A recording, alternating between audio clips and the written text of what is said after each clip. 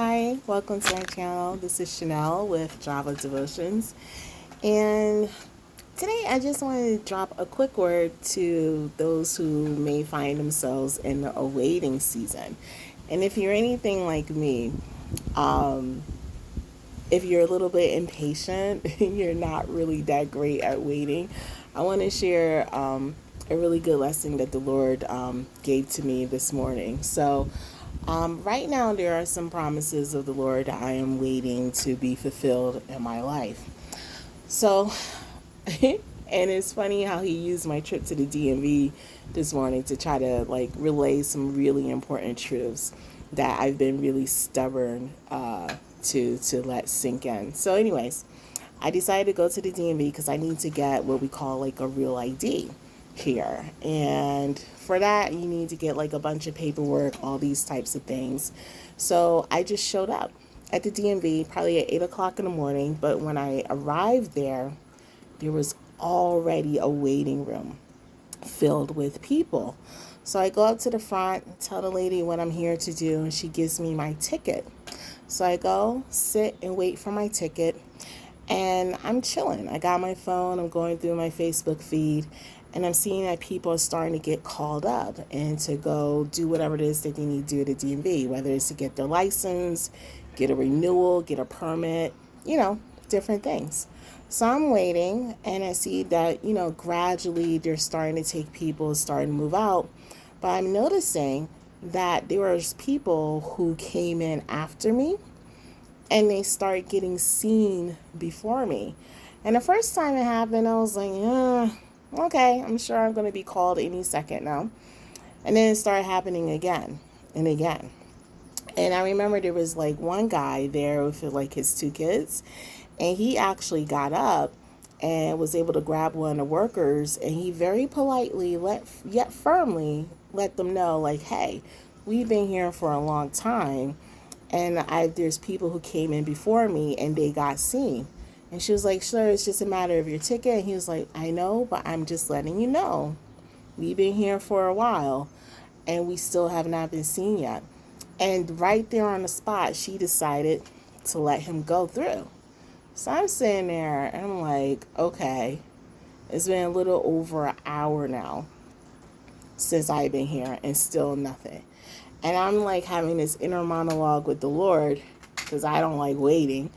And I'm just like, Lord, when am I going to be seen? It's like there's something you could do with the computers or whatever the case. And he's like, Chanel, be patient. You're going to be seen soon enough. I was like, cool. Wait, see more people come in, like 5 or 6 other people come in.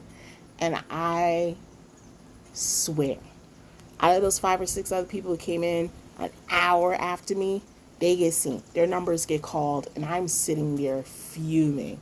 And I was like, nah. I was like, do I need to do what they did in order to be seen like sooner? Because when I came in, I came in and talked to a person. She gave me a ticket. These people are coming in literally like right off the street, and they're scanning the little barcode thing, and they're getting seen. I was like, is that what I gotta do? Like, I don't understand why I have a ticket and I'm here waiting, and I'm watching other people come in, just scan the little barcode thing, and they're getting seen. And I'm getting, I don't want to say hot, but very, very, very perturbed. And I'm like, well, maybe I just need to scan the little barcode ticket. And the Lord's like, no, just wait. Your time is coming up. Once again, the waiting room at this point has cleared out of all the people who were there before me, and now it's filled with people who came in after me, and they're starting to get seen. I was like, God, I'm done. I'm absolutely done writing. It is now 2 hours and 10 minutes, and I am about to get up and just, talk to someone. And just as I was fiddling for my paper, because I had given up at this point, my number was called, E434. You may now come up to table 2. And I was like, okay.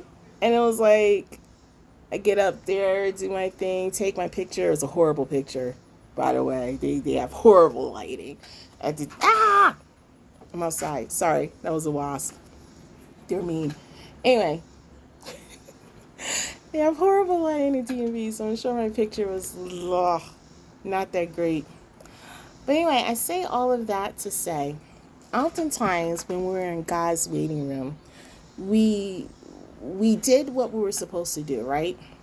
So according to what people say we're supposed to do, we got our walk down, we got our prayers down, we're fasting, we're praying, and we got our ticket, we got our promise from the Lord, and we are literally waiting for the manifestation of that promise to hit. And while we're waiting, we're seeing other people who maybe didn't have to work as hard, maybe didn't have to do as much, get seen before us.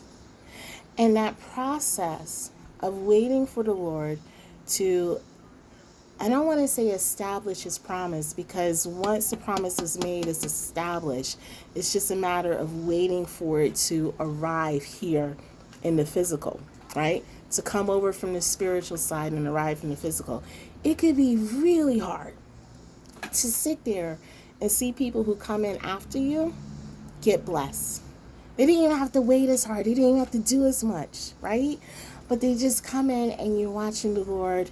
Here you go. Here you go. Here you go. And that whole process could be real discouraging, because you have your thoughts telling you this is not right. This is not fair, right? And then you have Satan encouraging those thoughts, I'm sure with a couple of his own, telling you, yeah, if God really liked you, why is he not, fulfilling this promise? If God really liked you, why are all these people coming in after you and experiencing the promises of God? And let me just encourage you today. One, do not, it's okay to express your frustrations with God, right? It is okay to tell him that you may not be feeling him in that moment. He is a very big God. He can handle your frustrations. And it's okay to leave those frustrations at the altar. But in the leaving of those frustrations in the altar, you will notice that he will in turn give you the strength and give you the patience and the hope to know that he loves you. He has not forgotten about you.